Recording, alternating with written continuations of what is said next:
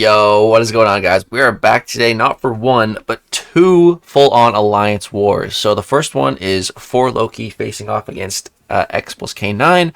So I believe this is war number 3 for season, what is this, 57? 58? It should show me in a sec, right? Grab the coda. And no. Let's go back to the beginning. Okay, it is season 57. Okay, so season 57 of Alliance War, war number 3. And then we'll also have war number 4 right after this. So this is picking up after the last war, after I died for the first time in the season to that Enchantress, which really sucked. But this war, I only have 4 fights, and then the next war I only have 2 fights. So some very short wars. That's why I decided to just combine them. So up first, though, here we actually have a rank 4 America Chavez here. So this is going to be, should be fine. I'm not really too worried that's a rank 4. There's a node kind of preventing us from having our parry stun right at the start, which is totally fine. Not at all worried about that. Here we're going to drop a little heavy. But then all of our debuffs get purified by the protection coming back. But then we just knock her down again. Boom. Get the Fury passive up once more. And start going to town. So right now, just focusing on building my Photon up for some future fights. Get her into her pure light form. Ideally at max charges. And boom, knock this chick down again. There we go. So here we're at 22. Almost into our pure light. Boom, now we are in pure light. That's wonderful. Now we just need to be baiting specials and punishing them right away. And so here we're going to go for the relic into the heavy. There we go. Get the ebb and flow knockdown refreshed. Punish that special immediately. And then punish another special immediately just to get that nice pause. And then here I should have thrown this special too a little bit quicker. But by the time I throw it, the protection has restarted, and then we're just going to need one more combo. There we go. Rank 4, America Chavez down. We have 95% health, and we banked a decent amount of charges going forward. So now, next fight here, we have a Nick Fury. But again, Nick Fury's not a 7-star yet, so he's still just a puny little tiny 6-star here. But we still need to be careful. We got heavy hitter, some more ebb and flow knockdown.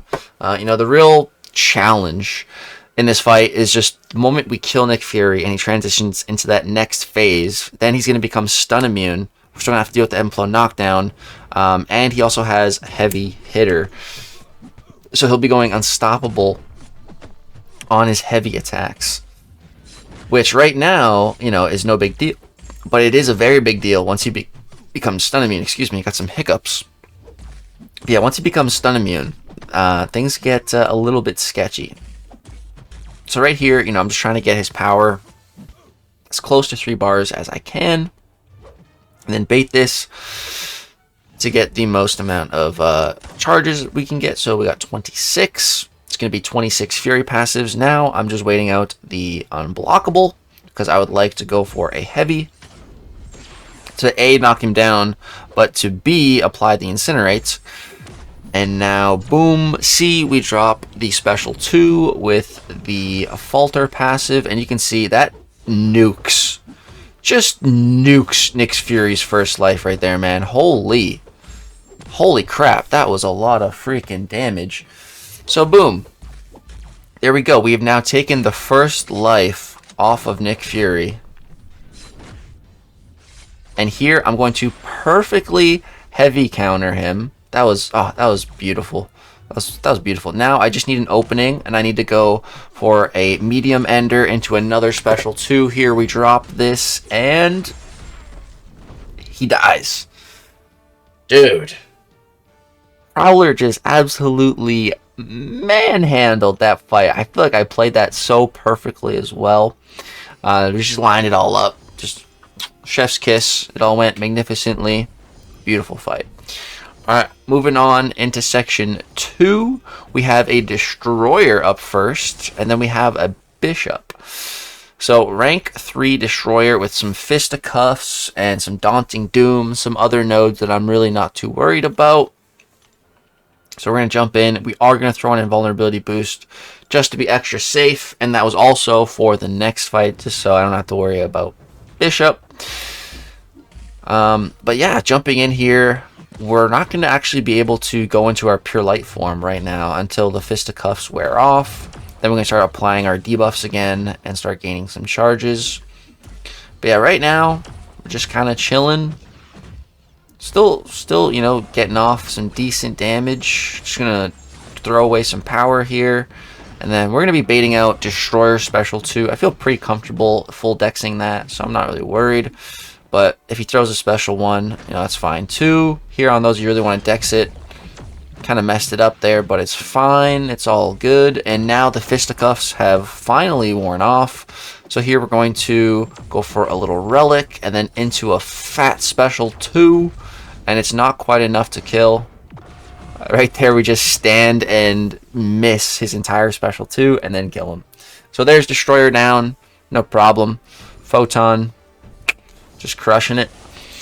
And then next up here we have this Bishop. So rank 3 Bishop we got, and so here I hate these nodes.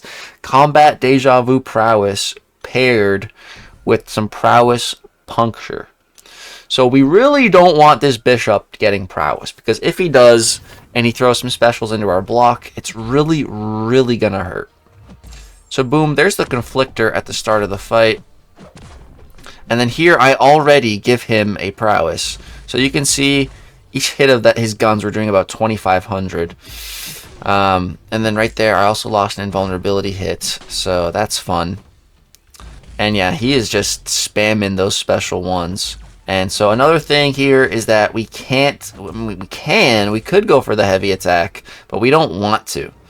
Because, you know, if we apply that Incinerate debuff to Bishop, he's going to do a bunch of damage if we're close to him. Which we don't want that. So here, just going to bait this out. And boom, we got the full effects of the miss there, which was really nice. I don't think I was trying to do that, but hey, I'll take it for sure. And then here, just bait the Special 1. You can see without the Prowess Puncture, each blocked hit did about 641. You know, 641 compared to like 2,500 with the one Prowess Puncture. Big difference. Big difference. So here, just going to bait this out one more time, just so that he doesn't have any power. And then here, I'm at 30 of my charges. So boom, we can go big here. I accidentally triggered one of the prowesses, but it's fine. I'm expecting this to hopefully just kill him. And it doesn't quite kill, but it takes him very low. And at this point, I think I just stopped worrying about the whole prowess stuff. I was like, he's going to die. And he did. So that's Bishop down. So that is my entire war number 3. Like I said, short one, only 4 fights. But the next one's even shorter. Only 2 fights in the next war. And yeah, the rest of the map was just already cleared at this point. So all freaking done. And let's see, do I show the score at this point in the war? I don't think I'm gonna. Oh, I do. 9-12. So we were winning at that point in the war. Wait till this war is over to show you guys the results of both. All right, next war. My team, again, super simple. Heimdall is actually staying 2 wars in a row. And so originally my assignment was Thanos, Chavez, and then a +1. But I was like, you know, for the one fight I'm supposed to use Chavez for, I was like, I think Werewolf would actually do better and I'd be more comfortable. So talked to my officer, ended up subbing her out for the Wolf. I'm just back up in Section 1, so those actually are not my fights. All I got assigned was a Section 2. These 2 fights here, Cersei and Arcade. So only 2 fights this war. And so yeah, the first one is Cersei. So yeah, I was originally assigned Chavez here. But, you know, I was looking at this node and it has a high energy diet. So, you know, energy-based attacks just aren't really going to be doing much here. And I know Chavez's special 2 is energy-based. Whereas Werewolf, you know, he's pretty much all rupture and physical-based damage. So I was like, you know, I'd just rather use the Werewolf. I'm going to throw in invulnerability boost because I have 2 fights, you know. Might as well be invulnerable for both of them. And yeah, so getting in here with Werewolf, I'm feeling very confident with Werewolf. I really like using him, especially in Alliance War. I love him. And so here we've triggered the glancing. We're also going to trigger a couple of regen buffs just to get some free power gain. And here I'm just going to let this rip. Probably should have waited out the glancing, but it's literally fine because now we're back to another special 2. And that one was totally thrown into her block, but you can see we still got some decent ruptures, and we did activate our unblockable and unstoppable right after, so that kind of saved us. She still tagged us once, but I'd rather only be tagged once than, more than 3 times, because now I still have my 2 hits of my invulnerability boost intact, so I do like that. Here I'm just looking to Howl. There we go. Here I'm just going to rip the special 1. Because even if I get to my special 2 and throw it, I'm not in the mode yet. But here we'll throw this one, and then hopefully by the time we get to another special 2, we are back in the curse. So boom, bait out this little unblockable buff, get some power from that. And then here we're at 8 of our charges, so I just need to cross the threshold, get to 2 bars, boom, pop this. Once we're in our curse, it's totally fine to throw the special while the glancing is up, because we actually have increased ability accuracy, so you don't have to worry about the glancing so much. Yeah, I mean, I came out of that fight with literally full health, so I think Werewolf was the better option than Chavez there, at least for me, and just the champs I'm comfortable with. That went really good. So next up here we have some reinvigorated unblockable, some buffet. We have a rank 3 arcade, and I'm sure a lot of you guys know, I don't like fighting arcade.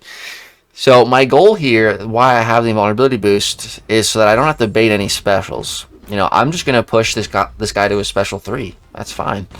So boom, we start the fight, do 1 full combo, regular, and then the next combo we end it with a heavy attack.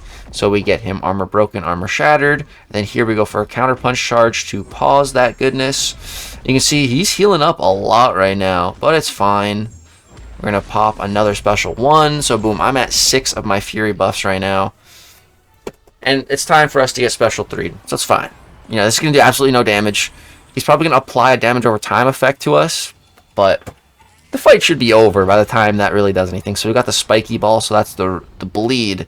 So yeah, we are not immune to the effects of bleed, but it's fine. We do 1 full combo, 1 striker combo, 1 more combo, and then special 2. And he's dead. So that's 2 wars over for me. 6 fights in 2 wars. Not much. So I figured we'd put them together all in one video. And unfortunately, we won 1, we lost 1. So we won that first war against XK9, but unfortunately we did lose to SGA-1. So yeah, guys, that is going to go ahead and wrap it up for Season 57, War number 3 and War number 4. Hope you guys enjoyed the double, I was going to say action pack war video. There wasn't that much action. There was some. Hope you guys enjoyed the double action-packed war video. Drop a like if so. Subscribe to the channel if you want to see more content. Thank you guys so much for watching. All love and support. Peace!